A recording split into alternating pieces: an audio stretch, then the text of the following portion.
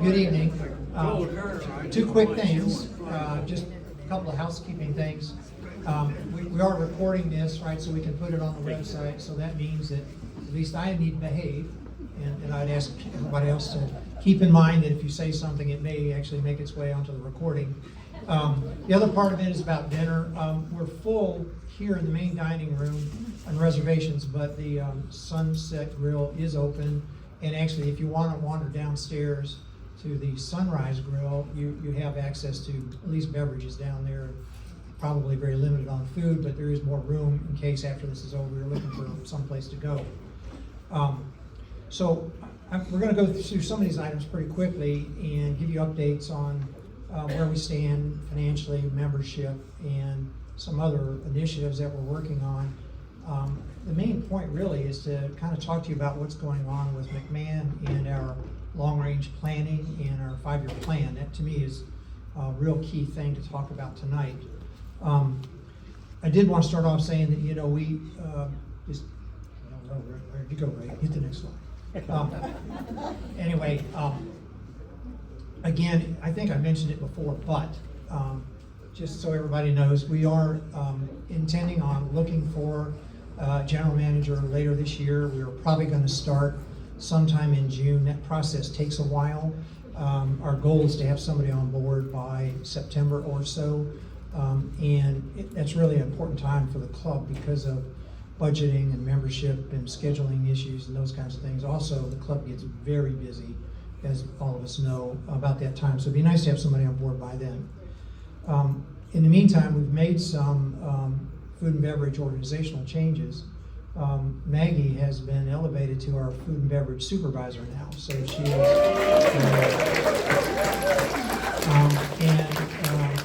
very pleased.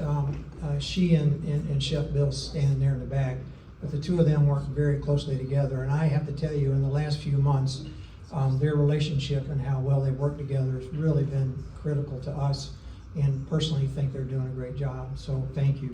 There's a little more to it than that. A little more to it than that. Adonis left, and so we've been trying to plug that hole as well, so Heidi has been taking over some of those responsibilities, but Maggie has as well. Linda, our cart ladies, Linda and Lois, they have also stepped up and helped us with a number of items. Lucas is now our service banquet captain. Okay, and all right, yeah, good for Lucas.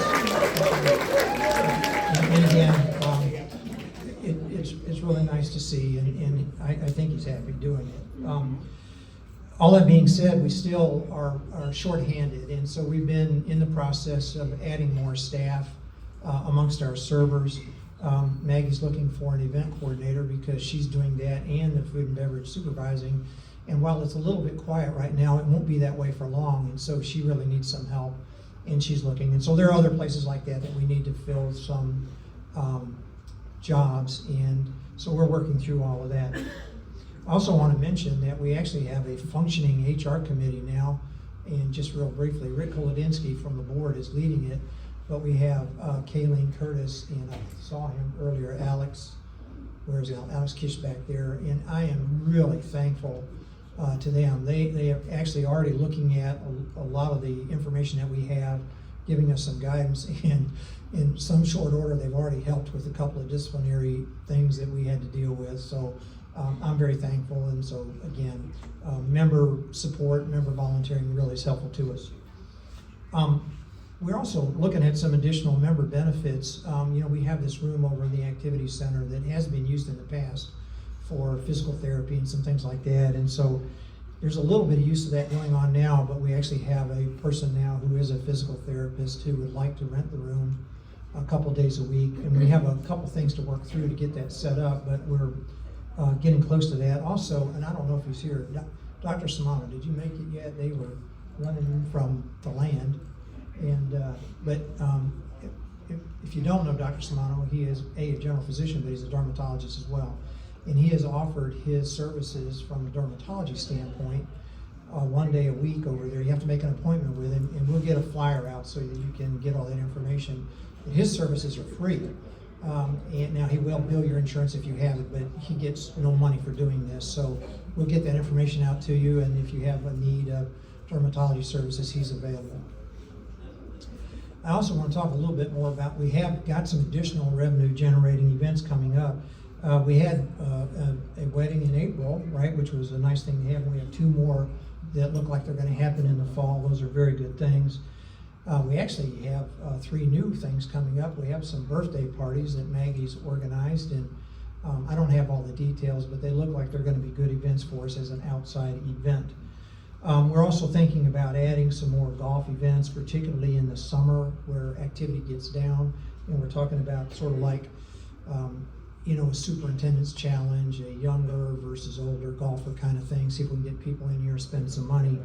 And then really talking about, I know a lot of people are about ready to go home for their summertime, but a lot of us stay behind still, and we're thinking about we're throwing a "We're Still Here" party. We haven't fleshed all that out, but why not, right? I mean, what the heck? And also the other thing, and we're getting some help, Keith O'Neill is helping with this, but we actually own most of what we need for golf simulators. So he's chasing down that and looking forward to that. That also looks like something that the golf shop could really use, but it also could be a revenue generating thing. And so we're going down the path of that. Not sure how quickly we'll make that happen, but it looks like something affordable and something we can do. Now I'm going to complain, so forgive me, but I'm going to complain about 3 items that I keep hearing about a lot, and actually even bother me. The first one is about golf cart usage. So please, the rule is, if there are 4 of you, you should be out in 2 carts only, okay? Now, if there is some special need for someone to be in a cart by themselves, please get it approved by the golf shop. But I can't tell you how many emails I've gotten recently about people not following that rule. And I gotta tell you, it's disrespectful to the golf course, it's disrespectful to all the other golfers. Please, please follow that rule. We do have this process, we haven't gotten very far on it, but if we get a video of you or a photo of you not following that rule, you will probably get an email from someone on the board. If it happens again, you're going to get an invitation to meet with the board and explain why. And actually, if you continue to do that, we could take steps like suspend your membership for a time being. Please follow that rule. Really, it's highly irritating to those people who don't do it. So, and me saying this now does not mean that the practice is going to end, but I'm just asking for people to cooperate around it. We have a huge investment in these golf courses. We'd like to keep them good, and actually as you can tell, they're under a great deal of stress right now with this drought. So please, please follow that rule. Now, secondarily to that is attire. We have rules in the Green Book about what's acceptable attire. It's mostly about men who don't tuck their shirts in, but every once in a while I see a young lady whose attire might be a little, well, anyway, maybe pushing the border of what's acceptable to be out on the golf course. So again, please take that for what it is, but please follow the rules. We're a private club, and we're expecting people to have a level of decorum. And again, to me, that's about how you show respect to your fellow members. And the last one, this was a request by the HOA, but they've had a couple of incidents recently where someone, I know it's not me, but someone racing down the hill here to get to Clubhouse Boulevard, and there, we have walkers. And please be careful, as you go down the hill, please take your time and don't speed going down the hill. All right, Ray, next slide, please. Just again, some updates as quickly as I can make them. We're going to start the planning for the Blue Course restoration in January or February. We have some updated estimates, but again, they are estimates. The earliest we could restore Blue will be 2028. There's a couple of reasons for that. One of them is that the permitting process all by itself is very lengthy now. It used to take about 3 or 4 months. Now it's taking a year or longer just to get the environmental permits. The other part of it is that the architects have told us that even if you wanted to start today, it's a minimum of 2 years. And the big thing is ordering grass. You have to order sod and plugs 2 years in advance. It's not so much that it's a demand, but the sod farms have been going away in Florida. So anyway, it's a 2028, the earliest that could happen, and of course that's subject to member approval, right? Because we have to spend money to do it. But it is going to be in our plan, and you'll see that later on. We are now going through talking about a rebranding process. So it's about revitalizing our sugar mill image and brand. This is something that needs to be done about every 10 years or so. We actually have in-house expertise in this. I don't really know how extensive it is because I'm not real familiar with the process, but it will also become part of our 5-year plan about, and it's things like what color should the logos be, where should the logos be, other things like that. There's just a review of those things, so it just should be done about every 10 years. I do, again, want to mention that this month, April's been incredibly busy. And we had really some very good events. The men's and women's member guests were very well attended, and it looked like very successful. The feedback that we've received has been that generally they went very, very well. And so again, not only that, we had the ladies' invitationals, wine dinner, St. Patrick's Day, casino night. If you didn't come to casino night, I'm telling you, you missed a great time. The ladies did a great job decorating. It was really a lot of fun. So we had the Beatles too, and then actually Easter brunch, and Maggie, I don't know where Maggie is, but we had over 260 adults for Easter, and I'll get this number wrong, 30 or 40 kids. So it was that right, Maggie? So that's huge participation. So the club was very well used. Now, you know, starting in May, participation will start to decline. So anyway, okay. All right, so just a little bit more information about membership and financials. Talking about new memberships. At the moment, our budget so far through March was to gain 12 members. And you can see kind of what we expected to have and what we've done. We actually have gained 11 people through the end of March. And in this month alone, though, Carly signed up another 4 people, and she continues to give more tours. Some of the initiatives are, we did have some meetings with Copper Creek with some of the people. Those were good meetings. We think we're going to get a member or 2 out of that. That approach seems to work. And for those of you who actually go out Pioneer Trail, if you live near Venetian Bay, that Ardeshia Park, they are building like crazy. And those are some nice sized homes. And seems like as time goes on, that will be a great opportunity for us to try to attract more members out of there. And you can read the rest of it.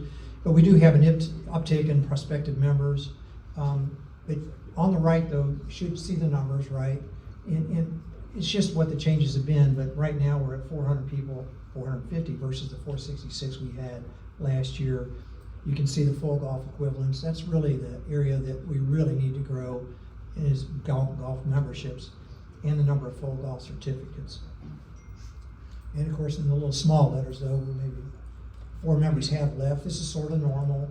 All of them left for personal circumstances, right? They're essentially their time at Sugar Mill was over.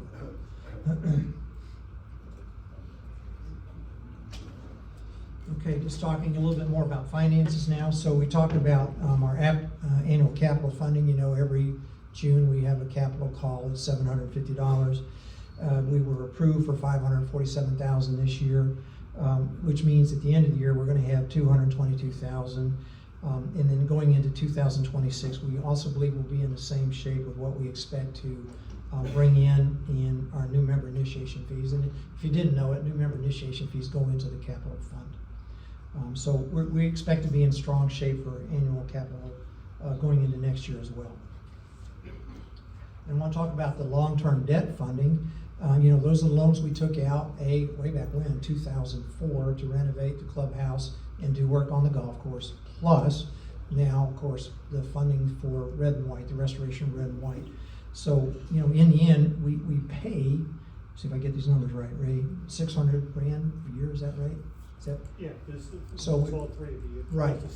Right. So against all 3 loans, but basically we're paying $600,000 a year on loan repayment, and you can sort of see the trend of what we collect, what we have to pay, and what those loan values are. One of those loans gets retired in 2027. The long-term one actually happens to have the lowest interest rate. To me, the main thing about that always is that the finance committee that worked on this several years ago for the restoration really did a great job planning for this and gave us plenty of cushion. And so this is a conservative plan and it's a safe plan. So we're in good shape here. We have no problems with that. Talk about revenue, and the picture isn't quite so rosy there. We basically, just my take on it is we were optimistic for 2025, and a lot of that plan was built on a certain level of membership. So, without getting into lots of detail, our revenue is following very close to what 2024 was, and not 2025. And I will tell you that we are shortfalls in food and beverage and shortfalls in golf. And really what happened though is that we started off in a big hole because we had more people leave than we expected. It wasn't a huge number, but they did. And then we had another number that reduced their membership type, went to lower membership types, or the revenue was lower. So we actually started the year about $140,000 in the hole. So we've been climbing out of that. We had a really good February. We had a good March. April, it's probably going to be flat rate, give or take. So a really busy month, but kind of flat in revenue. And so we're doing okay. We have over $1 million in the clearing account. But what will happen is we will start to burn that off over the summer, right? Because we less participation in the summer. So fewer people eating, fewer people here using the club. So we will start to burn that off, and by sometime in October, we'll be using a line of credit. So when all of you return, please bring lots of money with you, and be ready to eat and spend lots of money here and get us to the end of the year. So we're off, and we continue to work on revenue generating things, but that's just kind of where we're at. We can continue to pay our bills. I'm not worried about that. But we are probably not going to make our 2025 revenue number. I just can't see us coming up with another $500,000 worth of ideas to bring more money in. But as long as we keep paying the bills, the doors will stay open, right?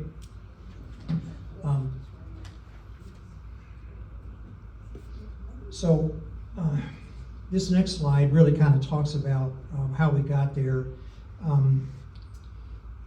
And without going into the numbers a whole lot, you can kind of see if you start off, we started off kind of rough, below where we expected to be. And again, what our food and beverage golf operations, you can kind of see the numbers there in the middle of it, where we're missing, right? But again, we're kind of running at 2024 actuals. And again, just more detail about it, but January was a tough month. Not only did we start off with less membership, but it was a cold weather month, and so weather was a little colder than normal. We didn't have as many people here, so again, it was just a hole we were trying to dig out of. We've had lack of demo days for the golf shops, so they're not selling as much merchandise, and so on and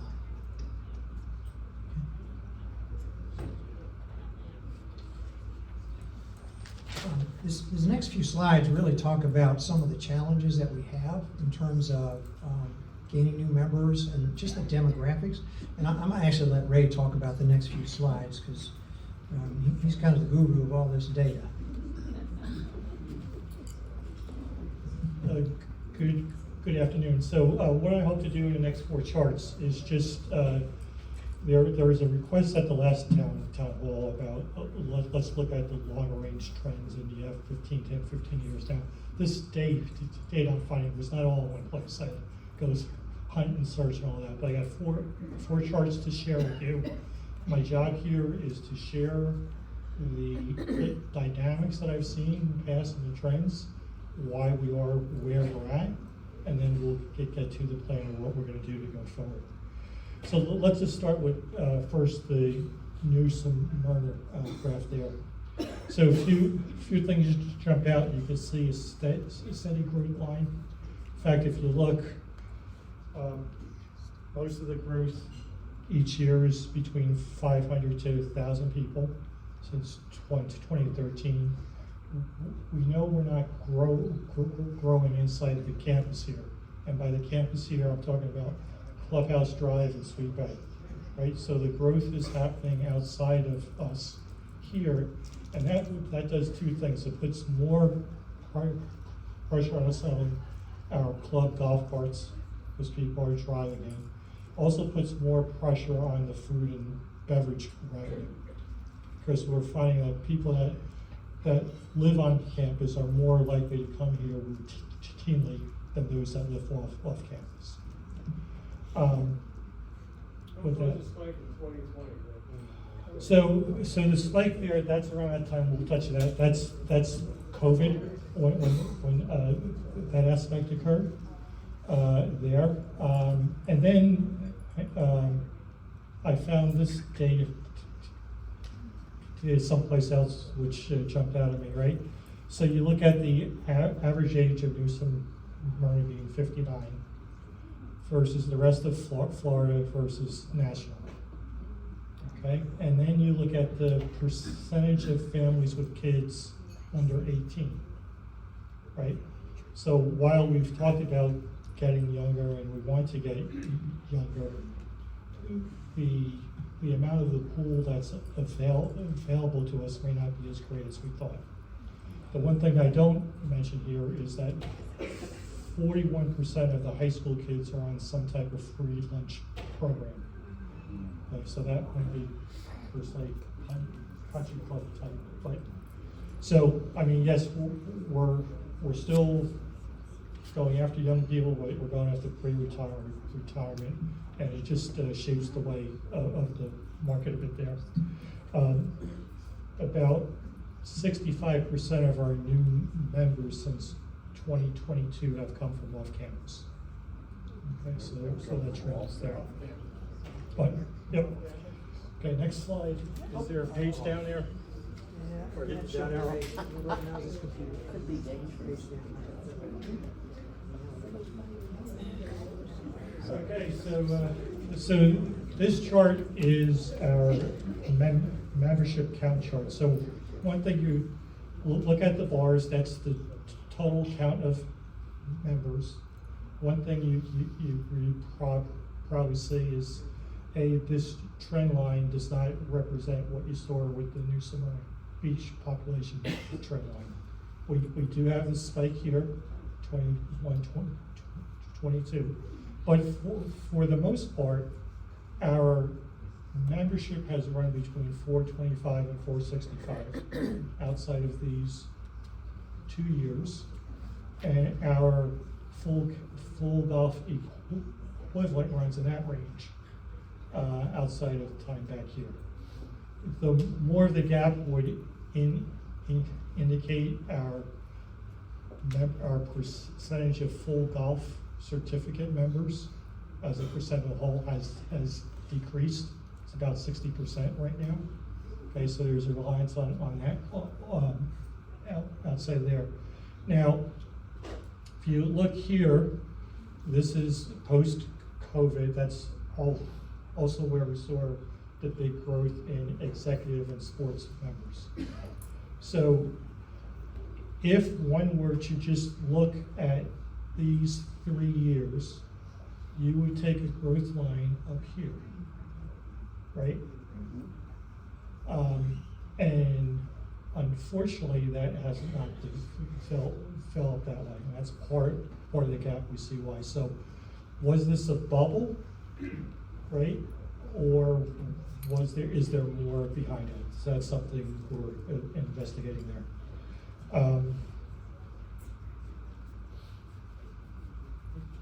Okay.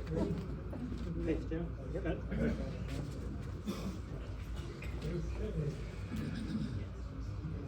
Expenses, right? So what you see here is, and I've looked at a few other golf courses, Suntree, Oceanside seems to be mentioned quite a bit. They all would show a growth here, an increase in expenses, and that's post-COVID. But you can see how much we have jumped up here. It was relatively flat, and then we have a big jump there. So some of the reasons behind that, in 2020, the state of Florida approved minimum wage laws, which was to increase the minimum wage by $1 a year through 2026. Okay? So what that means is a job that was paying $5.63 an hour in 2021 is now paying $9.98 an hour. And we have a lot of folks that fall there, right? So an external factor will go up one more dollar in September of this year, and then it'll reach the full amount next year. Part two, what occurred, again, with this growth here, is we upgraded several positions, or at least higher salary requirements. We had the GM come in and replace Ben, right? We had a new course superintendent replace somebody that was here over 40 years. We had a new chef come in, right? Those that worked in larger corporations over time know that the long-term employees have a slow, steady income, but then you bring in someone new when they go, right? It's a different time, it's a different marketplace. Plus what I find here with this being basically a smaller company, you often have people doing more than just one job. I mean, if you look at Lori, for instance, she probably does 2.5 roles, right? When you look at because that's what you do when you're a small business, you fill the gaps. So, as I've gone through my first 4 months here, I'd say we're still probably about four to six positions short of what the membership is demanding of us. Okay, and that's not in here as well. So that's just explaining why this line has gone that way. If I look down here at the operating expenses, here you have the inflationary cost of chemicals for the golf course post-COVID. You have a lot of below 9 repairs that have come up given the age of that course, right? So that's why we're looking to restore and replacing as well. But in general, if you look at other golf courses, no one's expenses are trending down. It's just a matter of degree of growth. Okay, so that kind of puts us why we're there. And one more slide. Now we go to our revenue. So what you see, okay, this is the COVID year here, right? You see some spike up here, right? You follow this trend line. Our budget last year would have been about there. Mid-year dropped to there, and then we landed there. And that's where the comment you saw with what was in Mike's slide before about how we ended last year really changed the trend lines on how you're projecting the business out, right? And why we have this gap right here, right now. Okay, we'll get back here, okay? But there's this gap we have to overcome right now. If I look down here, this is golf revenue by the gold line is golf, and that's your COVID peak, and this line is food and beverage. You can see it's relatively flat, small incline throughout the time, outside of the COVID spike. But that's not growing at the rate what you saw on the expense side. So what we're seeing now is dues is becoming a larger percentage of our revenue to offset or to the gap here. Okay. Okay, Mike. So now to bring things back to when Mike handed off to me and why the challenge I'll have as treasurer of the club explaining revenue most of the year. If I go back to what I just showed you, and I'm a data math statistics guy, right? The base range for those is, $1.05 million to 1.3 million a year. This is our best year, okay? But we talked about the term we would use in statistics would be called an outlier. Yeah. It's a good year, but there were circumstances behind it. Okay. This is where our budget was set last October, okay? and this is where we landed. So while I know my role is to explain things relative to budget, in fairness to the operations, I'm looking at how we're doing relative to 2024 as a better indicator of performance. Okay, on gaps there. And, okay, so let's go to my last slide. So with that is what's the plan, right? And so what we're doing right now, and you can see by the data I showed today, which I shared with the finance committee, I've shared with the board, okay? So it's the first time I'm sharing it with you guys, is to pressure test our business assumptions and our business models. Okay, we had a plan for X, it didn't go out that way. What does a reset look like? These two, we want to get the cost for both what you're going to hear from Rick soon on the planning for the site and also the Blue Line. You'll hear from Rick. We'll do a membership focus group and surveys to get the pulse. Okay, this is your plan, this is our club. We have 270 certificate members, okay, here out of the 440, right? So your voice, your input, and it's going to help drive where we take this. The finance team's going to be busy running many simulation models. And we'll get the feedback on the master plan. And then the thought here is we owe it to you to take these different components and explain what the big picture looks like. If we do Blue Nine, when we do Blue Nine, when we do a renovation and modernization of clubhouse, when we look at the operating costs, what does that picture look like? What does it look like time phased? Okay, and come back when you guys come back in the fall and present some options there. So to summarize, it's taking a very messy jigsaw puzzle start, and my goal with the finance team and the board is to get it simplified down to this for the membership. Okay? Good? With that, so thank you.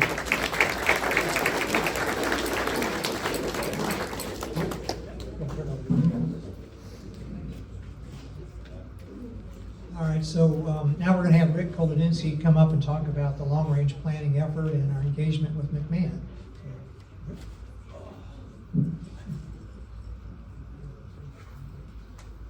So that was kind of the sad news. I'm here to give you the good news. So what we've been tasked with doing is figuring out. Yep. What we've been tasked with, what I've been tasked with doing, and the Long Range Planning Committee has been tasked with doing, is to figure out a way to have the club thrive, not just survive. And we are in the process of developing a plan to do that. We have some great assets here. Everybody knows about the golf course. We have some of the best tennis courts in the county. We have the new pickleball courts. We have the workout facility. But we have some needs also. And the key to the success of a long-range plan for us is growing membership, growing revenue, and figuring out what works in the current country club atmosphere. So what we did over the last year was go through a vetting process of looking at the experts who could tell us what works in country clubs today. And we have hired a McMahon Group. Go to the next slide, right?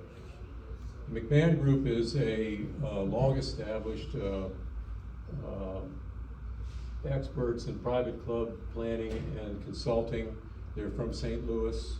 They've done many clubs in Florida.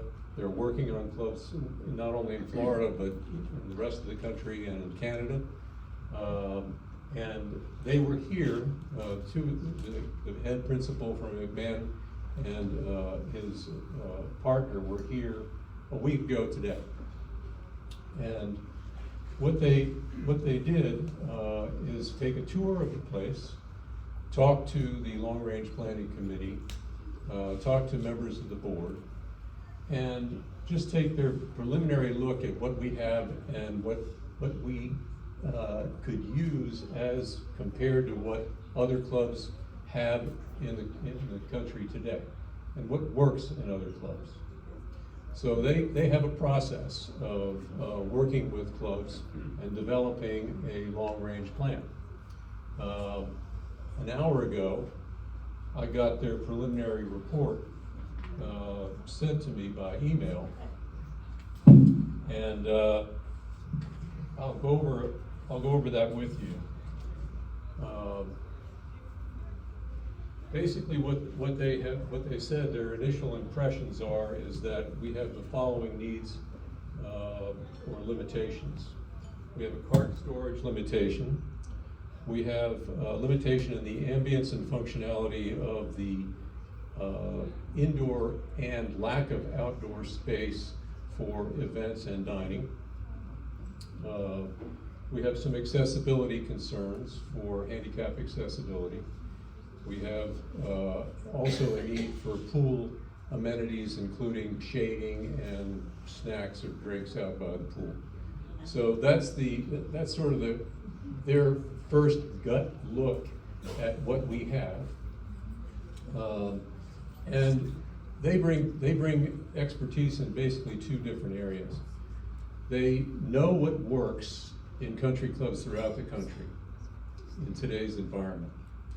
But they also have expertise in gaining from us what we want. So part of their initial process, or the next step in their initial process, is gathering information from us. They have looked at some of our financials. They have looked at, we have the blueprints for all the buildings. But the next and most important step is getting from you, the members, what we want. You know, what would make us happy, what would enhance our experience here as members of the club, and attract new members, because that's what we need to do to make sure the club thrives. So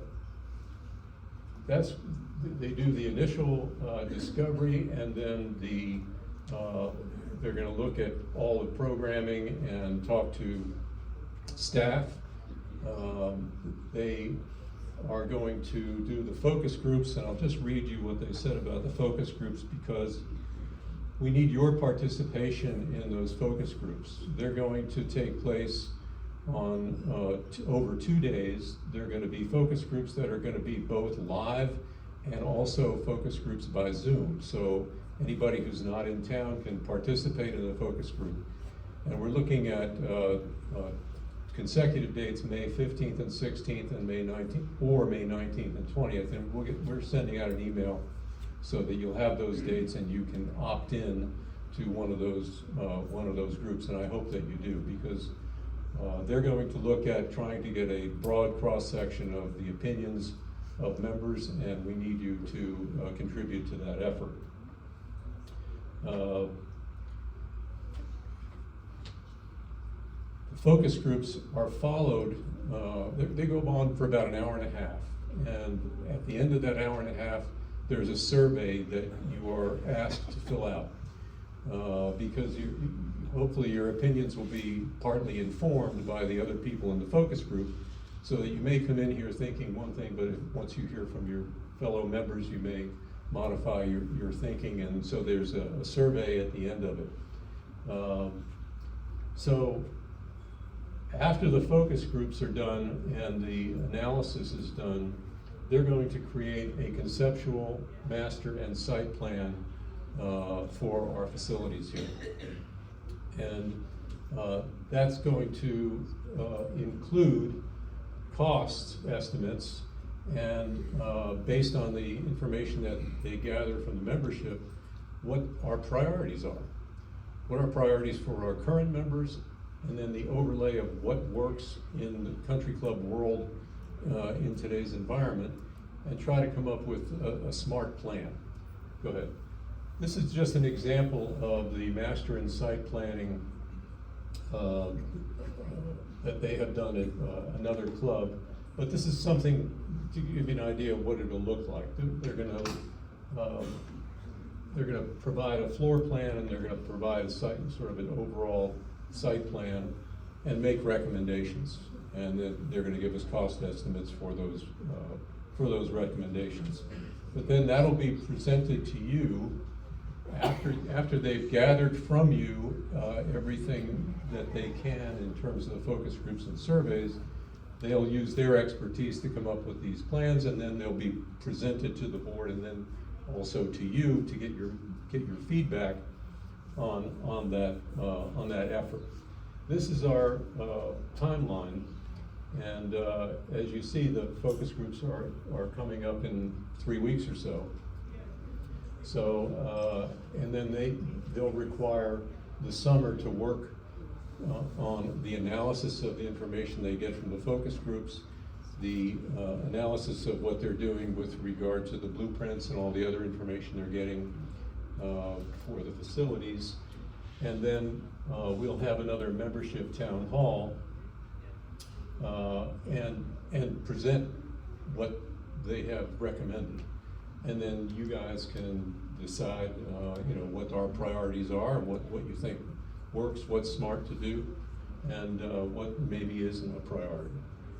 And then we'll go through that with a cost estimate, with a membership and a member approval as we go forward. And it's going to be a multi-year process. Mike mentioned 5 years. I think it's probably going to maybe even be a longer period than that, because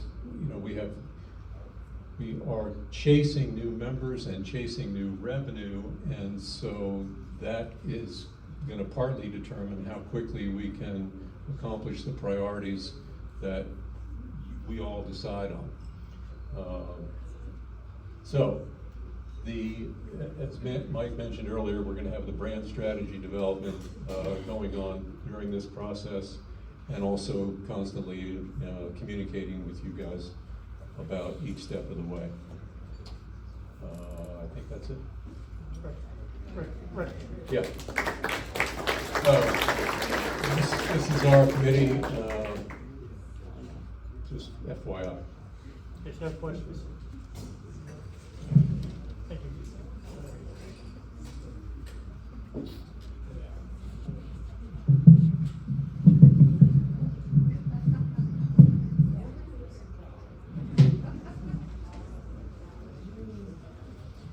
Well, again, thank you, Rick. I mean, the Long Range Planning Committee really, and the Finance Committee and the House Committee, really doing good work. And from my perspective, what this does is it gives us as a club a roadmap, which says, going forward, these are the things we need to do, and we need to do them in these sequence. And then what we need to figure out is obviously what that's going to cost. Get it in front of everybody and find a way to fund it and continue to move forward. So that's really the goal through all of this, and appreciate the work that they're doing. And actually now it's just time for questions and whatever answers we can. Yes, sir. Yep, hang on. Yep, we actually have a roving microphone. I know, risky. Jim Lombardo, I've been here in the Meadows. One thing I did notice on all the slides, and I do appreciate all the work you guys have done on this point, is pickleball is never mentioned. We have over 70 members of the Pickleball Association here, all paying members, plus another 30 or so that are not paying members who play on a regular basis. I didn't see anything in there. I saw the word tennis once.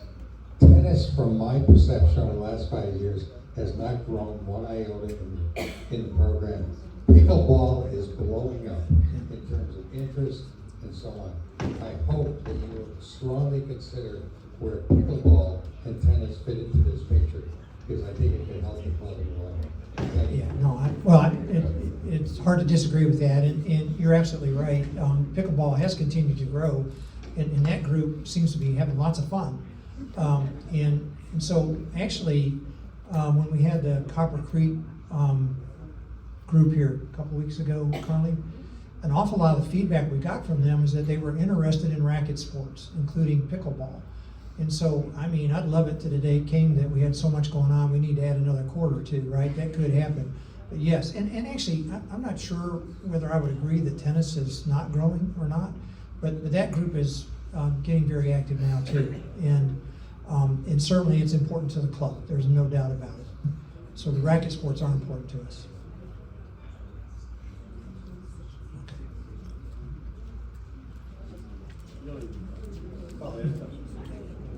I just wanted to know, what are we paying the McMahon Group to develop this plan?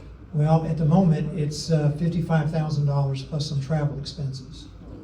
Now, there'll be a little more on top of that. But in the end, they have the level of expertise we just don't have. We would never get here without some help like that. We just couldn't internally say, this is what we want to do with the space that we have. They are experts at it. They have a lot of data which says that if once they have a plan and we act on that plan, that there should be a positive effect on membership. But that's what we're paying them.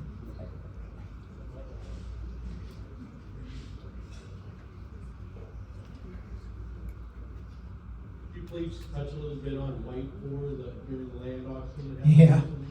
Well, this is the story that will never end. I don't know how many of you know this, but on the fairway on 4 White, the fairway, there is I guess a land dispute, for lack of a better word, but when you get just past the tee boxes, about 2/3 of the way up the fairway towards the canal or the water, someone else actually owns that land. So we've been using that fairway for the last 55 years when it didn't belong to us. Now, this is a very long, muddy story. I will tell you what happened recently. Lori Hitchner told me, she said, Mike, I got this really weird letter, and actually, some of you who live on number 4 White got the same letter.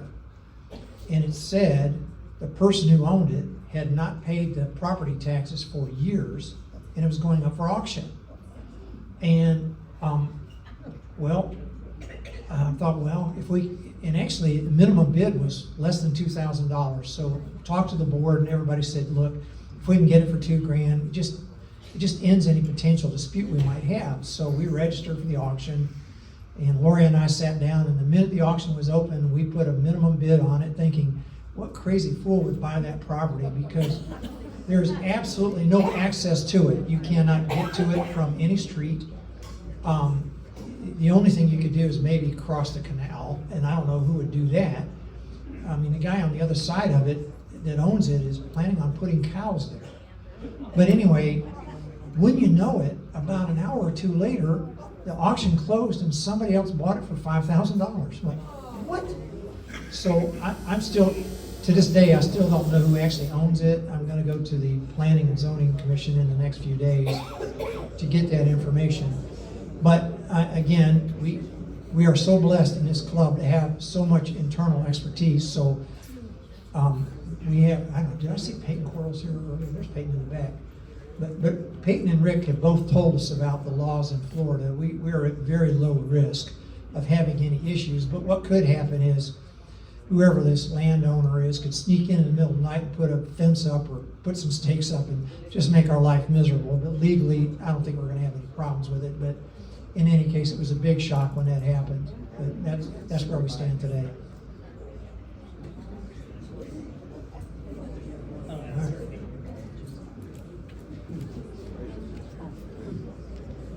All right. Uh-oh, probably out of batteries. Mike can talk loud. Okay. You mentioned that there's no access to the property, so anybody that would sneak in the middle of the night has to be trespassing.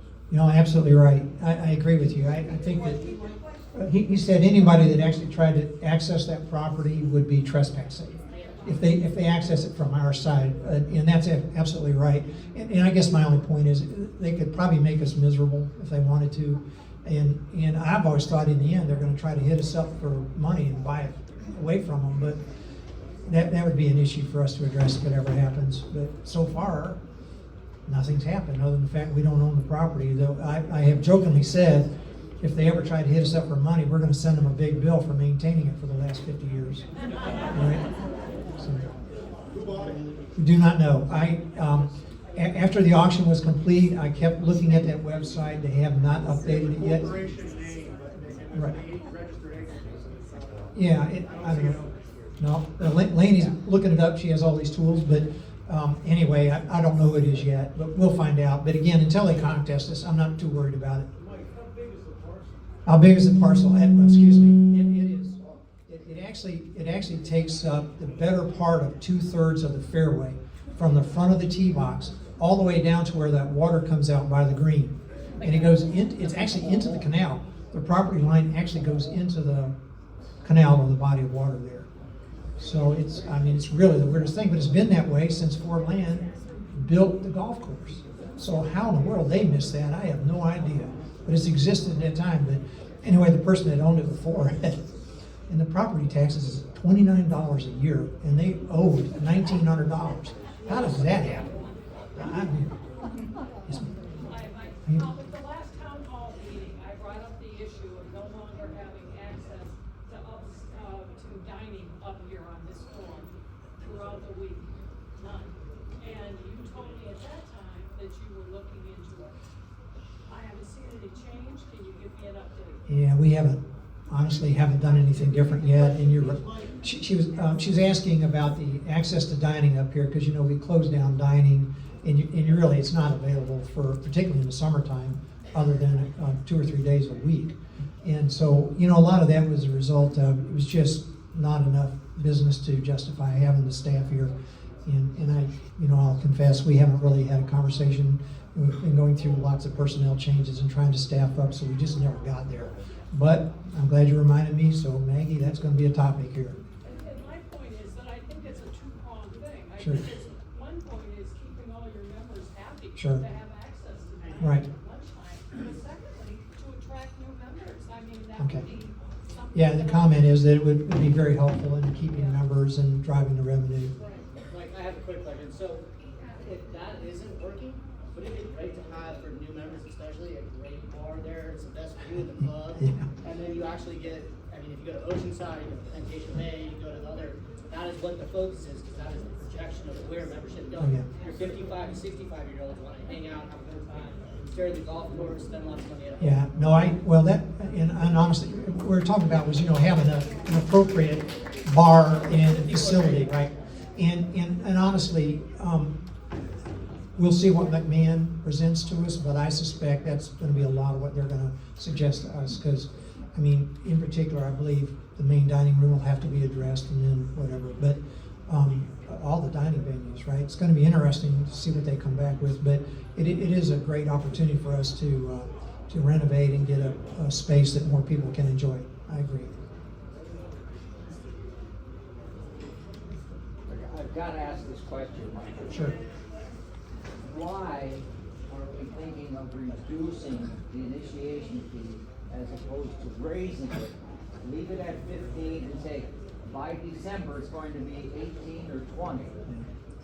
If we're the premier course in the area, which we tout, why are we giving it away? Well- We are putting ourselves as, oh, let's hold off, the club is gonna lower their prices next week or in a month or two. Well, I don't understand it. we actually haven't lowered the initiation fee that though we have given an offer to. He's asking why we would consider lowering the initiation fee rather than raising it. And so, I will say this, that, the membership committee and the board, we have a lot of debates about that. About whether it's hindering new members or not. And so we wrestle with it. We haven't really come to any conclusions. There's lots of disagreement, but we haven't really made that change. Now, we do have an offer out there to Copper Creek to incentivize them to come in. But actually, if you look at the money's the same, it's just distributed differently. So, but I agree, there are people, we have members on the board who feel like our initiation fee needs to be significantly higher. but, you know, I'm just not sure what's right. Hi, Ross. A few years ago, we had talked about a memorial gardens here Right. within the grounds of the club. Yeah, I'll repeat the question. Go ahead. Is that a possibility? Yes, and Roz mentioned that a few years ago, we had talked about putting up a garden area in, and actually, 2 areas got cleaned out, and, we haven't moved forward with that, but we do have a couple areas where we can do that, so I'll touch base with you, Roz, about that. But I know you're leaving, but I think I have time to touch base to you. All right, people are going to dinner already. Other questions? Yes, ma'am. Okay. Oh, never mind, that microphone doesn't work, so I'll repeat your question. Yeah. So I'm wondering, when you put together the focus groups, are there going to be questions about more engaging activities with the members? I know the pickleball, the gentleman asked about that. I've been a member of Sugarmill for 3 years, and it's my own doing. A lot of people, when they see me, they think I'm new, but there's not a lot of casual activities. Yes, we have dinners, but happy hours and things, ways to bring people together. Sure. Now, I just moved here 3 weeks ago, so I'm looking for more activities Okay. to connect with people and make friends. Okay. Yeah, maybe. I know. Yeah, it was probably more of a statement than a question, but that, you know, she's looking for more social activities, and I guess, yeah, I know. You want to attract new members, you gotta make it fun for people to come and hang out and have social. Yeah, well, and to your point, I actually think, particularly the pickleball group, that seems to be a really social group. So somehow or another, we got to get you connected in with that. But I understand what you're saying, and I agree with you. To me, that's what makes Sugar Mill special, is it's a very social club. So, well, yeah, well. And your efforts are appreciated, and it's not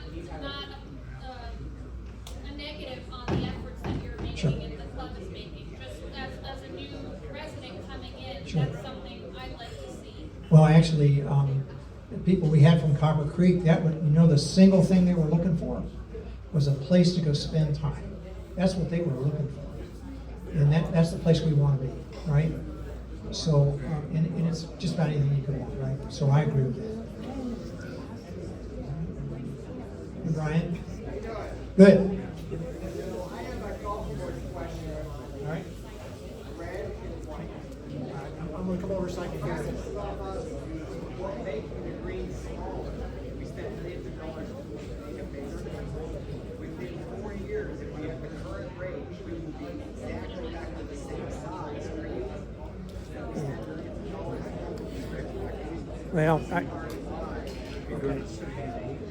yeah, well,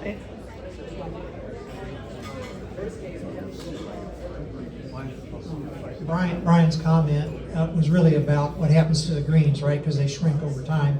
And he's right about that. When we restored red and white, we took the greens from an average of about 3,500 square feet up to about 5,000, right? Which sounds huge, but really all that is just taking the greens out about a foot or two bigger. And basically what happens is kind of the natural process, the way the architects explained it to me, but when that person goes to mow that green at night with the lights on, you know, it's early in the morning, he tends to mow it about a 1/4 inch shorter like every day. And over time, the greens shrink in size. And that's part of the reason why you have to go back every 20 years and expand them back out, because they just get smaller and smaller and smaller. And so, what they tell me, Brian, that process should take about 20 years, not 4 or 5.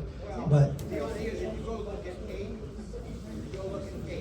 we've lost 4 feet on which course? Which one? on white. On white, 8 white? If you Okay. can look it up on Google and just go across it, but if Okay. you do construction, I see it better measured anyhow, but Okay. if you look at it, it's just, we've lost 4 feet in reference to the sprinkler heads where they were 18 inches.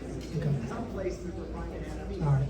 Well, I'll talk to Mike Miller and Matt about that, because the grass is different, right? It's Tiff Eagle versus Bimini, and it should be easy to tell where it goes. And we just talked about how the greens shrink over time, and they absolutely do.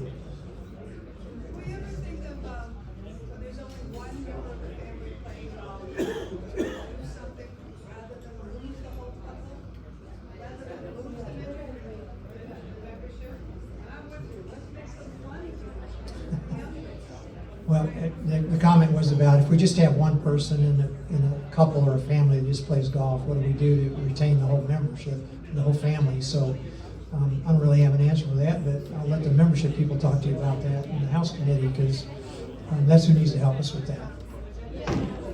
So,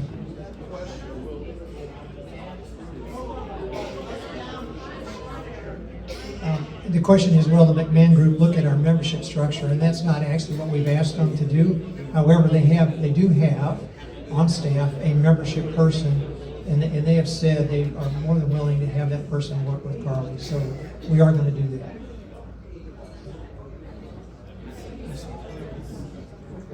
You spend a lot of time here, but in my opinion, we have people over there that don't respect it. And so we're either gonna have a meeting, or we can all hear, and they need to go away, and end the meeting. I think we're kind of at the end of it anyway, right? So we've sort of lost the audience, I understand. But I agree, we're just, people are ready to go eat, Our challenge was scheduling this meeting was we wanted to do it so that people who are working could come, but we knew we'd be interrupting people's normal dinner schedules, so it was somewhat risky. So unless somebody else has a burning issue, we will adjourn. All right, thank you very much.